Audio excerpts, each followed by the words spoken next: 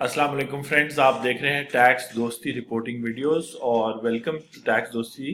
Tax Dosti क्या है? Tax Dosti is the easiest way to enter the tax net of Pakistan. और ये taxdosti.com के पेज पे एक डिस्क्लेमर है जो bottom of the page home page पे है कि बेसिकली हम आपके केस की या जो आपका टैक्स मैटर्स है उसकी कोई रिस्पॉन्सिबिलिटी नहीं लेते इन वीडियोस और इस वेबसाइट पर इंफॉर्मेशन देने से। जो इन्फॉर्मेशन हम आपको प्रोवाइड करें वो जनरल नेचर की है और अगर वो स्पेसिफिक एग्जांपल्स भी हों तो तब भी वो जनरल है, किसी के केस के लिए डायरेक्टली वो लीगल ओपिनियन नहीं है। तो इसलिए आपसे रिक्वेस्ट है कि आप अपने कंसल्टेंट या टैक्स दोस्ती की टीम, टैक्स दोस्ती सेंटर्स लाहौर, इस्लामाबाद विजिट कर सकते हैं, सून कराची में भी। और बेसिकली जब आप हमें हायर करते हैं और ऑथराइज करते हैं तो जो इन्फॉर्मेशन देते हैं उसके उस इंफॉर्मेशन के लिए तब हम रिस्पॉन्सिबल होते हैं। और होपफुली अभी तक टैक्स दोस्ती के सारे क्लाइंट्स बड़े सेटिस्फाइड हैं, ना सिर्फ इसलिए क्योंकि उनकी टैक्स फाइलिंग या उनका टैक्स ऑडिट या टैक्स नोटिस का जवाब हो गया है या उनके जितने भी टैक्स मैटर्स थे वो उनको समझ आ गए, बल्कि सबसे अच्छी बात यह है कि उनको कॉन्फिडेंस आ गया है कि गवर्नमेंट जो भी पॉलिसी बनाएगी वो taxdosti.com के थ्रू और वो अपनी जो है ना इंटेलिजेंस के थ्रू आप समझ सकेंगे, क्योंकि उनको टैक्स मैटर्स की बहुत अंडरस्टैंडिंग होगी। आप देख रहे हैं पार्ट, हम इस वक्त हैं जी पार्ट 5 पे, और पार्ट 4 में हमने बात की थी टैक्सेशन ऑफ कंपनी की। पार्ट 5 में आज हम बात करेंगे टैक्सेशन ऑफ सैलरीड पर्सन की। जी बिल्कुल, बहुत ज्यादा कॉल्स और डिमांड आई कि जब आप डिटेल में समझा रहे हैं तो जो टैक्सेशन ऑफ सैलरी है उसको समझाएं, क्योंकि सबसे ज्यादा सैलरीड लोग हैं और सैलरीड पर्सन की जो प्रोविडेंट फंड और ग्रेचुटी है वो जरा कॉम्प्लिकेटेड होता है, इसलिए वो इस वीडियो में हम बात नहीं करेंगे। लेकिन ये टैक्स दोस्ती ब्लॉग है और टैक्स दोस्ती ब्लॉग पर अगर आप आएंगे तो ये पार्ट 1 से स्टार्ट है, पार्ट 3, पार्ट 4, ये पार्ट 4 है। अब पार्ट 5 आप देख रहे हैं टैक्स दोस्ती के ब्लॉग पे। तो पार्ट 5 में हम बात करेंगे टैक्सेशन ऑफ सैलरीड पर्सन। और बजाय कि मैं आपको लॉ का तो हवाला दूंगा, लेकिन जो मेरी अपनी जो आयरस का पोर्टल है उस पे टैक्स रिटर्न ओपन करके मैं अभी थोड़ी देर में आपको समझाता हूँ। 15 मिनट्स ही की वीडियो होगी ये। और बेसिकली पार्ट 4 पर अगर आप क्लिक करें तो पार्ट 4 में एक तो आपको वीडियो का लिंक मिल जाएगा, प्लस थोड़ी एक्सप्लेनेशन के कंपनीज की फाइलिंग और टैक्सेशन से रिलेटेड हमने क्या बातें की। प्रीवियस पार्ट का लिंक मिल जाएगा, एससीसीपी की हमने बात की वो मिल जाएगा। तो ब्लॉग पे एक्चुअली टैक्स दोस्ती के ब्लॉग पे आपको काफी डिटेल मिल जाती है। हम बात कर रहे हैं पार्ट 5 में कि टैक्स ईयर 2019 के हवाले से who has to file the tax return. तो इस सिलसिले में जो हमें गाइडेंस मिल रही है वो हमें सेक्शन 114 से मिल रही है। क्योंकि देखिए, आज भी मैं बैंक में बैठा हुआ था तो मुझे मेरे दोस्त हैं, उन्होंने एक बात बताई कि जी जो है ना डेट 60 डेज आगे हो जाएगी, 30 डेज तो ये 30। तो मैंने कहा आपको कैसे पता? तो उन्होंने कहा कि ये लॉ में लिखा हुआ है। तो बेसिकली लॉ में ऐसी बात नहीं लिखी हुई कि 60 डेज आगे होगा, लॉ में लिखा है कि एफबीआर के पास पावर्स है, बोर्ड के पास पावर्स है कि वो डेट एक्सटेंड करें। तो अभी 31 अक्टूबर 2019 लास्ट डेट है, ये एक्सटेंड होकर नवंबर में चली जाएगी, मेरा भी यही ख्याल है। लेकिन ये है कि एग्जैक्ट करेक्ट लॉ पता होना चाहिए, रूल्स पता होना चाहिए। तो हम बात करें कि कौन से पर्सन, तो कंपनी पे काफी बात हुई है और ये दूसरा जो पार्ट है इस पे हम बात करें कि every person other than company. तो इसका मतलब है सैलरीड इंडिविजुअल, बिजनेस इंडिविजुअल और association of person whose taxable income for the year exceeds maximum amount। तो टैक्स ईयर 2019 के लिए सैलरीड पर्सन के लिए मैक्सिमम अमाउंट 4 लाख थी।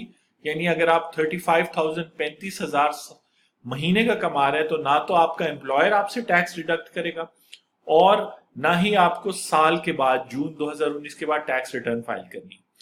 अब जो लोग 4 लाख से ज्यादा यानी 35,000 पर मंथ से ज्यादा कमा रहे, और ये जो 35,000 है ये ग्रॉस सैलरी है, क्योंकि unlike income from business, income from other sources और कैपिटल गेन्स, सैलरी के हेड के नीचे, क्योंकि ये बेसिकली डिफरेंट हेड्स हैं। हमने पहले भी बात की थी कि सैलरी एक नॉर्मल हेड ऑफ इनकम है। प्रीवियस कुछ पार्ट्स में हमने डिविडेंड की और ऐसी इनकम्स की बात की थी और आगे भी बात करेंगे जिन पर अगर आपको 10 रुपए भी डिविडेंड या वो इनकम मिले, वो वाली इनकम मिले, तो आपसे टैक्स एक तो विदहोल्ड भी हो जाता है और आप को मजीद टैक्स नहीं पे करना पड़ता। हाँ, आपको 115 की टैक्स रिटर्न टैक्स स्टेटमेंट शायद फाइल करनी हो। तो सैलरी के हवाले से 5 मिनट्स कंप्लीट हो गए जी। सैलरी के हवाले से ये जो रूल है ये सैलरीड पर्सन पे लगता है। अब पहला सवाल है कि सैलरीड पर्सन कौन है।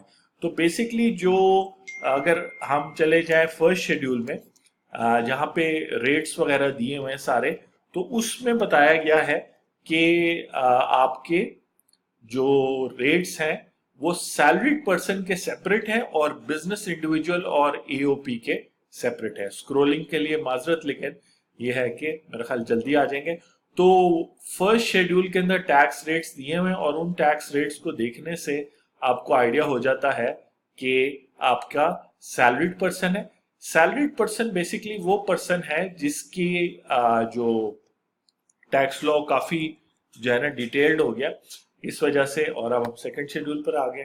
तो बेसिकली सैलरीड पर्सन वो शख्स है जिसकी टोटल इनकम, सपोज करें कि आपने साल में 15 लाख रुपए कमाए हैं, उस 15 लाख आपको 100% सैलरी मिली है, तो वो शख्स सैलरीड पर्सन है। लेकिन अगर दो सोर्स ऑफ इनकम हो, आपको कैपिटल गेन भी हो जिसपे हमने प्रीवियस पार्ट 3 में बात की है, और आपको सैलरी भी हो, 5 लाख आपको कैपिटल गेन से आया हो, आपने कोई इमूवेबल प्रॉपर्टी, कोई प्लॉट वगैरह बेचा हो और उस पर 5 लाख आपको बेनिफिट मिला हो, तो वो कैपिटल गेन होगा। और 10 लाख आपकी सैलरी हो, तो क्योंकि basically salary more than 50% of the total, यानी 15 लाख का 50% से ज्यादा है, तो यानी 66% है। इस केस में 15 लाख टोटल आपकी टैक्सेबल इनकम है, उसमें से 5 लाख कैपिटल गेन है, 10 लाख जो है ना आपकी सैलरी है, यानी 66% जो है ना सैलरी है टैक्सेबल इनकम में,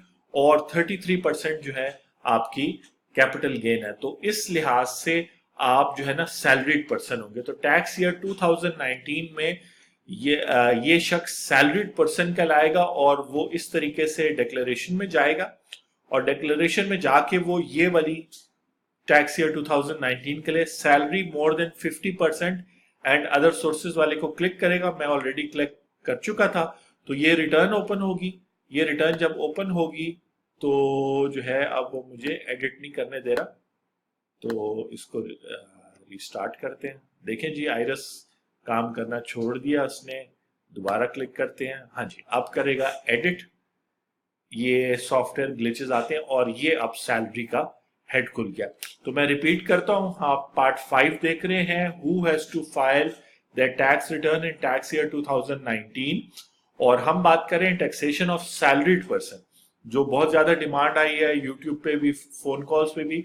तो 8 मिनट कंप्लीट हो गए हैं। सैलरीड पर्सन का पता इस तरह चलता है कि एक शख्स ने सैलरी वाली रिटर्न फाइल करनी है, क्योंकि मल्टीपल रिटर्न्स है, सैलरी वाली रिटर्न है, नॉर्मल टैक्स है, नॉन रेजिडेंट के लिए है, तो 4-5 किस्म की 1141 की रिटर्न्स हैं, टैक्स, इनकम टैक्स रिटर्न्स है।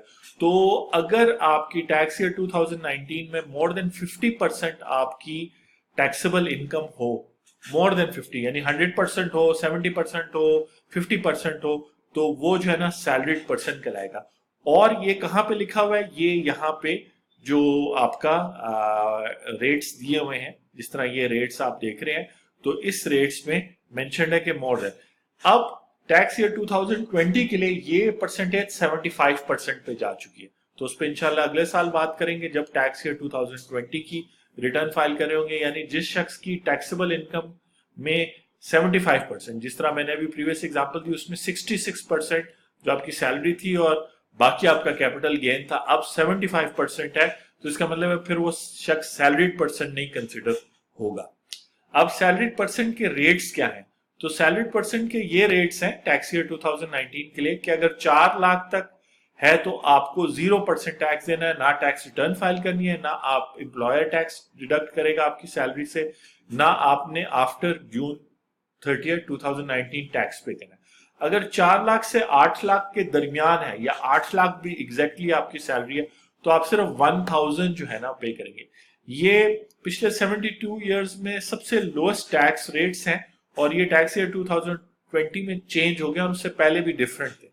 और इसी तरह अगर आपकी 8 लाख से 12 लाख तक है तो आप 2000 टैक्स पे करेंगे टोटल, यानी कि सपोज करें 9 लाख आपकी टोटल ग्रॉस सैलरी है, इसमें से कुछ भी डिडक्ट नहीं होगा। वो जो मेडिकल अलाउंस वाली बात है उसको भी फिलहाल आप कंसिडर ना करें, वो भी थोड़ा टेक्निकल है, उसमें इंशाल्लाह किसी और दिन बात करेंगे।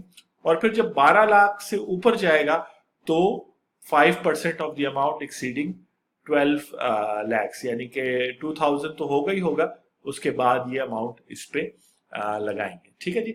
तो इस तरीके से जो है क्या कहते हैं टैक्स सैलरीड पर्सन है तो आपने सिंपल करना है, आपने जाना है सैलरी वाली रिटर्न ओपन करनी है, 10:30 कंप्लीट हो गए।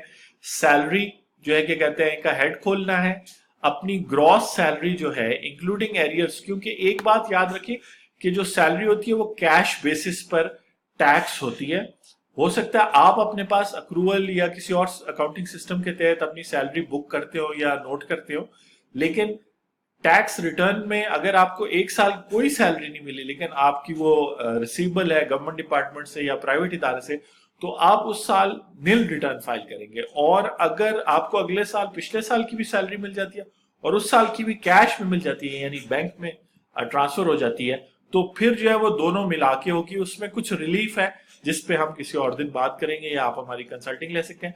तो यहाँ आप टोटल अमाउंट लेंगे, और अगर आपको सेकंड शेड्यूल में कोई एग्जेम्पशन है क्योंकि आप जो है ना सी मर्चेंट हैं, या आपकी जो है क्या कहते हैं कोई स्पेशल या जिस तरह मिनिस्टर्स हो गए जजेस हो गए उनकी सैलरी एग्जेम्प्ट है, तो वो अमाउंट यहाँ पर आ जाएगी। मेडिकल अलाउंस भी यहाँ आएगा, टोटल ग्रॉस सैलरी यहाँ डालेंगे, कैलकुलेट दबाएंगे, सब कुछ हो जाएगा। 2017 से पहले मेरी भी सैलरी आती थी, तो जो है क्या कहते हैं सैलरी हेड है। कुछ और एडिशनल हेड्स हैं लेकिन ये टेक्निकल है और ये कभी कभार यूज होते हैं। ग्रॉस सैलरी यहाँ पे, और जितनी एग्जेम्प्ट है तो जैसे यहाँ पे आ जाएगी। उसके अलावा टैक्स चार्जेबल में एक चीज और बता दूं कि जो प्राइवेट पब्लिक यूनिवर्सिटीज में फुल टाइम टीचर रिसर्चर हैं उनकी 40% जो है टैक्स लाइबिलिटी रिड्यूस होती है। उसकी कैलकुलेशन का तरीका है, वो अमाउंट यहाँ आती है। लेकिन most important of all, wealth statement बड़ी सिंपल हो गई है। आप नेट एसेट्स में जाएंगे और अपने पिछले साल की जो वेल्थ स्टेटमेंट है 116 की, वो तो इस दफा यहाँ पे मर्ज हो गई है, वहां से आप नेट एसेट्स करंट ईयर के उठाएंगे जो इस साल के प्रीवियस ईयर है। इस साल की अलग से एक्सेल शीट में या कागज पे लिखेंगे कि आपके कितने एसेट्स हैं, दोनों का जो डिफरेंस है वो यहाँ आएगा। अगर आपके एसेट्स बड़े हैं तो फिर आपने इनफ्लो भी शो करना है, जो ऑब्वियसली जो आपकी अगर नॉर्मल सैलरी है तो यहाँ आएगी, और अगर आपको एग्जेम्प्ट सैलरी मिली है तो यहाँ पर आएगी।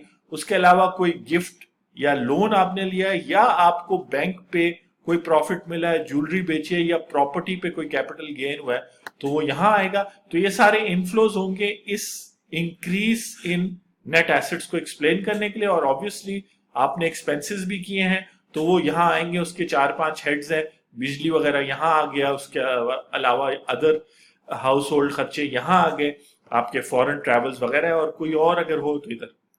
तो ये सारा कुछ कैलकुलेट करेंगे, बैलेंस करेंगे, और बैलेंस करने के बाद जो है आप इसको क्लोज करेंगे।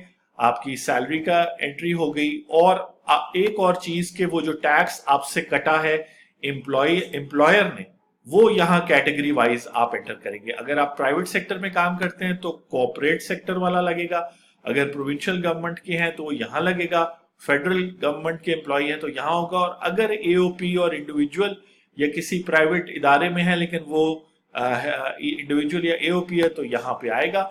ठीक हो गया जी। और उसके अलावा और जो टैक्सेस आपसे कटे इंशाल्लाह इस पे भी कोई एक वीडियो बनाएंगे। तो 14 मिनट्स कंप्लीट हो गए, कंक्लूड करते हैं। आप देख रहे हैं part 5 of who has to file the tax return for 2019 in Pakistan. और सैलरीड पर्सन की डिमांड पे ये सैलरी टैक्स रिटर्न है, आप खुद फिल कर सकते हैं और हमारी कंसल्टिंग लेके हमें रिव्यू करवा सकते हैं टैक्स दोस्ती में, और हम आपको एग्जैक्ट बता देंगे कि आपने ठीक किया है कि नहीं। हमारे कुछ चार्जेस हैं, और आप हमें कॉल भी कर सकते हैं। इस वीडियो के नीचे नंबर्स भी वगैरह दिए हुए हैं। मैं हूं आपका टैक्स दोस्त और टैक्स होस्ट। और सब लोगों के लिए दोबारा रिपीट कर दूं कि सैलरीड पर्सन वो है जो 50% से ज्यादा जिसकी टैक्सेबल इनकम में उसकी मेन सोर्स सैलरी हो। सैलरी तब कहलाती है जब आपको पैसे एम्प्लॉयर की तरफ से मिले। तो आपका एम्प्लॉयर आपको जब पैसे दे तो वो सैलरी है। पेंशन पे नेक्स्ट पार्ट में बात करेंगे, पेंशन सैलरी में नहीं आती। See you in part 6। Thank you very much.